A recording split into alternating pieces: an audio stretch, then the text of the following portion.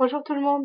Alors nous voici déjà au milieu du mois de novembre. Je me suis un petit peu oubliée ce week-end en fait parce que on était le 18. D'habitude je fais la même petite mois mais là j'ai complètement oublié. Et puis pour le coup j'avais beaucoup de livres à vous présenter donc je fais quand même une vidéo aujourd'hui. Surtout qu'en plus ce week-end il y avait normalement le challenge à 1000 pages de Lily. Mais entre le fait que j'étais malade vendredi samedi, que j'ai travaillé samedi et que dimanche j'avais mon homme à la maison. C'est vrai que j'ai pas du tout réussi, mais j'ai quand même réussi à faire 500 pages. Et pour le coup, je suis assez contente parce que c'est vrai que c'était absolument pas gagné d'avance. Mais bah, j'ai pu finir un livre et puis lire plus de la moitié d'un autre. Donc ça, c'est assez bien. Bon, ce qui fait qu'en fait, vraiment, au début du mois de novembre, j'ai beaucoup lu. C'était des choses assez rapides à lire, mais quand même, ça fait plaisir de retrouver un super bon livre. Alors, bah, je vais vous présenter mes lectures un peu dans le désordre. Parce que là, je les ai un petit peu en retard, mais je sais plus du tout dans quel ordre je les ai lus.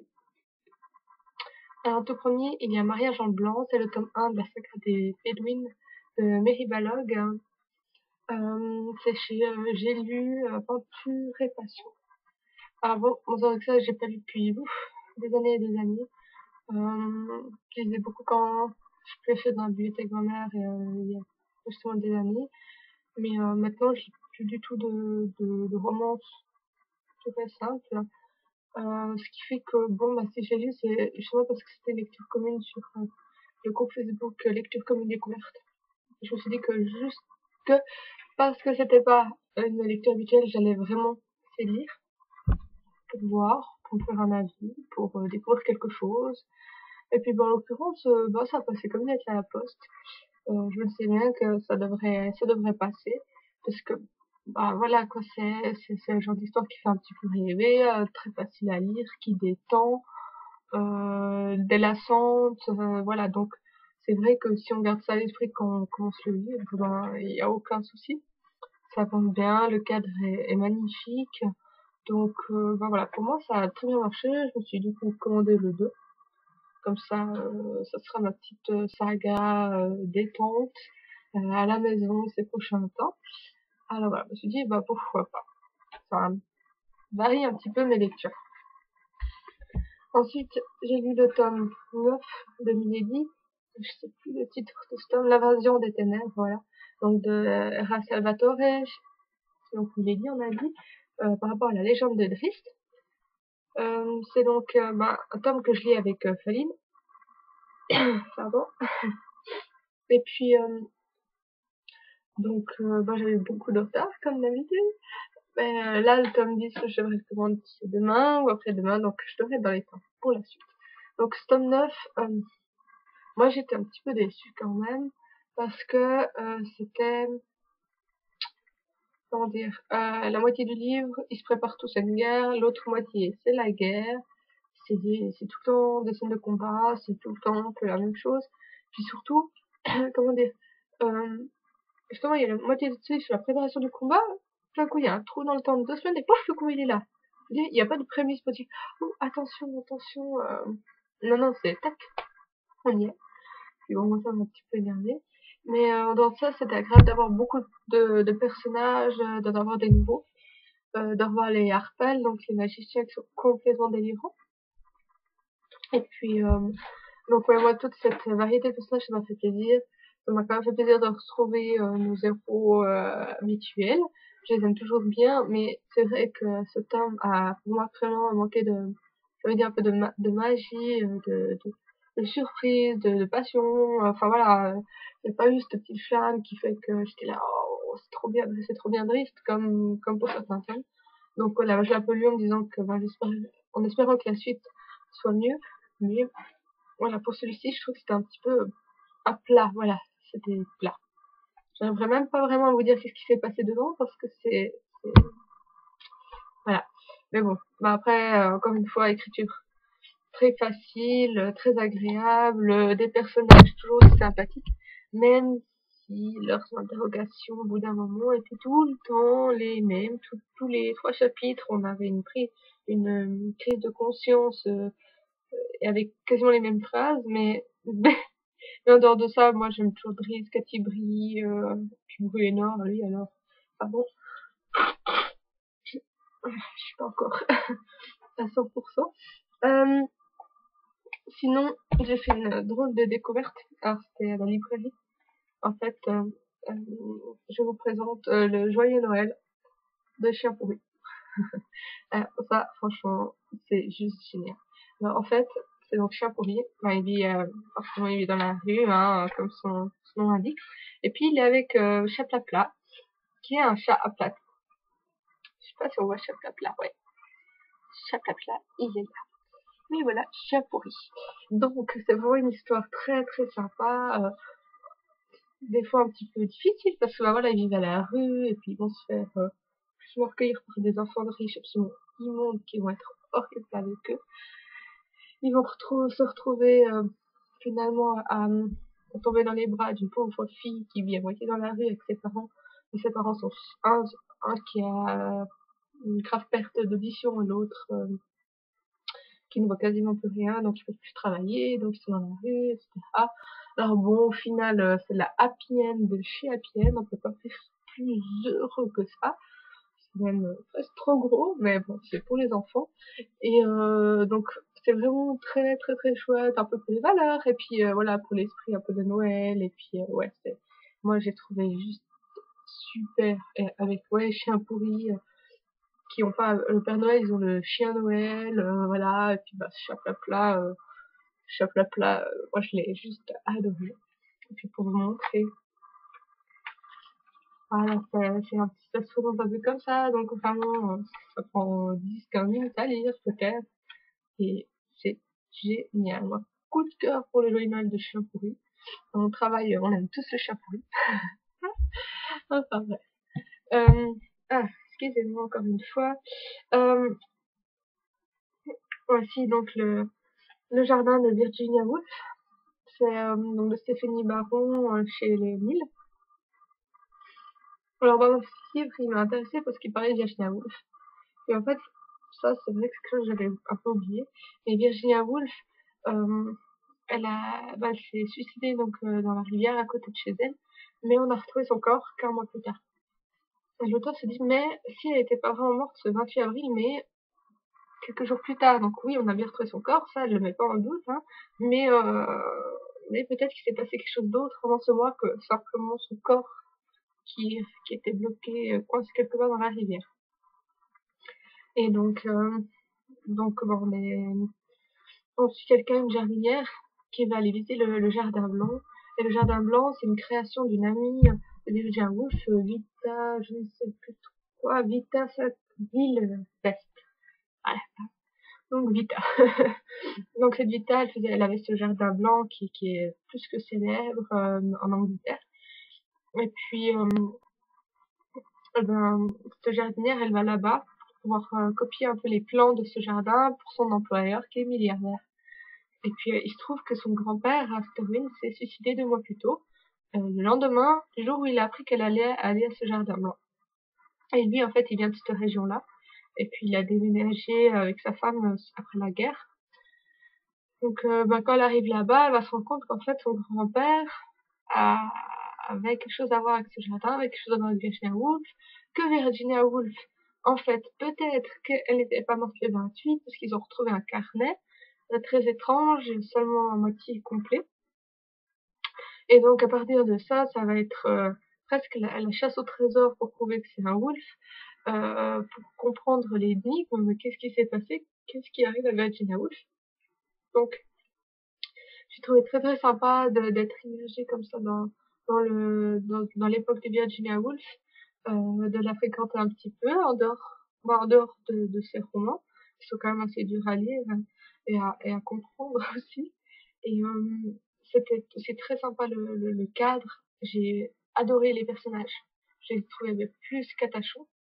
Ouais, j'ai trouvé que ce livre était très anglais. C'est un peu bateau de dire c'est comme ça, mais pour moi, c'est vraiment, c'est des choses des fois que je ressens justement avec certains livres anglais, mais j'ai juste, ouais, c'est British. Et il y a rien d'autre à ajouter. Mais voilà, donc c'était vraiment quelque chose, une ambiance que j'aimais beaucoup. Par contre, moi j'étais perdue à certains moments avec les noms, avec parce que il y a des petits groupes, hein, petits groupes secrets, des gens qui se réunissent, etc. Un peu secrets, un peu voilà, avec des archives qui traversent les siècles, etc.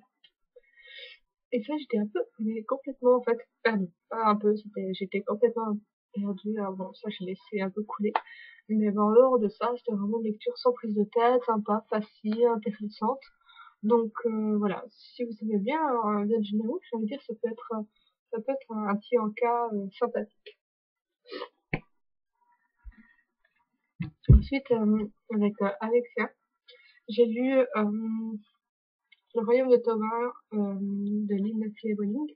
Alors bon, ça c'est l'intégrale, mais on doit lire juste le tome 1, donc moi je me suis arrêtée à la moitié. Enfin, c'est un peu plus que la moitié. Mais ouais, c'était c'était très très bien. Et ce qui m'a fait rire avec ce livre, c'est que en fait c'est mon maman qui l'a acheté comme ça, sur un coup de cœur, un coup de cœur, un coup de tête, vraiment.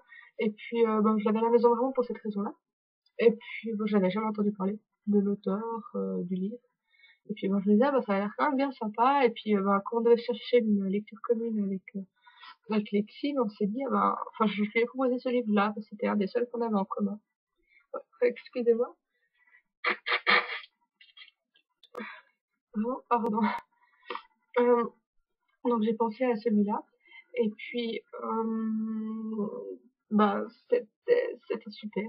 À partir du moment où je mettais sur Internet que je le disais, il y a tout le monde qui dit, ah, c'est vrai, mais tu verras, il est super, j'ai adoré ça, coup de cœur, blablabla. Il y avait vraiment que ça. Et c'était drôle parce que vraiment, je n'en ai jamais entendu parler avant. Et pourtant, ça a l'air de plaire à énormément de monde.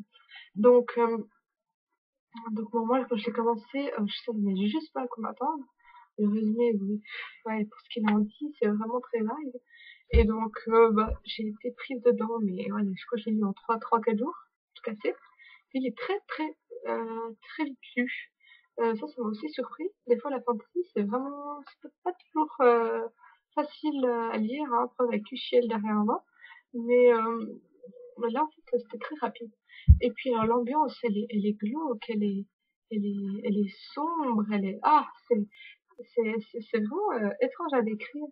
Et puis bon, voilà, c'est vraiment que le début, on sent la mise en place, hein, l'héroïne principale en quelque sorte, grandit, hein, elle a quel âge? Je crois qu'elle a 12 ans à la fin du tome 1, donc voilà, dire qu'on est encore loin du noyau central, c'est peu dire, mais bah, c'est vraiment, je trouvais très très bien écrit, ça m'a fait plaisir. Des personnages euh, dont on ne sait jamais vraiment ce qu'ils pensent réellement. Pour certains, vraiment, c'est étrange. C'est un cadre intéressant. Le début, j'avais de la peine à m'y retrouver, mais au final, je me dis que c'est vraiment un univers assez riche. Après, je vous découvrir par la suite. Donc voilà, Stoma, c'est quand même une mise en place pour beaucoup de choses. Donc je vais pas le juger trop sévèrement, mais j'attendrai vraiment de lire la suite pour me prononcer. En tout cas, j'ai envie de dire que tous les ingrédients sont réunis pour donner quelque chose d'absolument excellent. Alors voilà. Ensuite, j'ai lu une BD. Donc Le Bois des Vierges de Béatrice Tillier et Jean Dufault. C'est chez qui? Delcourt. Et puis, donc moi j'avais lu le tome 1 il y a assez longtemps. Et étonnamment, j'ai essayé assez vite à m'y retrouver. Et ce tome 2, vraiment, je l'ai trouvé meilleur. Euh, je trouvais que, ben voilà, autant le tome 1, forcément, ça pouvait mettre des éléments en place. Autant celui-ci, ça allait tout droit au but. Du début à la fin, on a de l'action, voilà, ça avance. Toujours de très belles couleurs, hein, parce que donc il y a beaucoup d'animaux là-dedans. Bon, en l'occurrence, là, il n'y en a pas. Mais juste pour vous donner un aperçu des couleurs, je trouve que ça c'est très chaud. Il y a beaucoup de couleurs chaudes, il y a beaucoup comment dire, de paysages, ouais, enfin, j'aime vraiment, vraiment beaucoup. Notre exemple, je trouve que ça, c'est vraiment un plaisir pour les yeux. Donc voilà, ben, je lirai le tome 3 avec plaisir, mais le tome 2, en tout cas, devient bien prometteur. Ensuite, oh pardon. Je suis donc en train de lire Sans forme. C'est le tome 2 des aventures d'Alexia Tarabotti, de Gain Carriger. Et puis, alors, même si le début, je trouve que c'était un petit peu long à mettre en place, quand même, dès la première page, j'étais déjà en train de sourire. J'ai retrouvé directement cette écriture, cette plume absolument, comment dire, ouais, remplie d'humour. Enfin, chaque mot presque prête à sourire. Enfin, on sent le plaisir de l'écrivain quand elle écrit ça. Puis bon, après, j'ai pu avoir le plaisir de la voir une fois et c'est vrai, enfin, je veux dire, elle cultive son personnage, hein, mais quand sur la photo on voit ceci, c'est l'auteur, elle est comme ça, c'est pas du tout une mise en scène. Ou alors elle se met tout le temps dans une sorte de mise en scène, ça c'est encore autre chose. Mais donc, bah, je suis déjà plus de la moitié, ce qui fait que ben, c'est bien, j'espère le finir aujourd'hui, au pire demain, et puis, bah, comment dire, euh, je le trouve quand même un petit peu moins drôle que le tome 1. C'est peut-être une question de magie hein, que l'autre, c'était une découverte pas celui-ci. Mais moi j'adore Alexia Tarabotti. Impossible de pas l'aimer. Elle aussi tellement vraiment bien dans son rôle d'épouse, elle-même, hein, cette fille complètement folle et excentrique. Ouais, elle est très fraîche, hein, ça. Hein. Et puis il y a des tournures, un humour vraiment. C'est plein de détente, ce livre, un immense plaisir de continuer cette aventure. Alors voilà, donc excusez-moi pour ma crème, je n'arrive pas à tenir une bébé au sein. Donc ben voilà, je vais vous laisser là, j'espère avoir beaucoup de choses à vous présenter à la fin du mois. Donc vu que là on est lundi, que j'ai ma semaine de vacances, on va voir ce que j'arrive à faire. Mais théoriquement, c'est vraiment le but de rien faire et de lire un max. Alors bon, on verra bien. Je vous laisse là et puis je vous souhaite une excellente journée. Bye bye.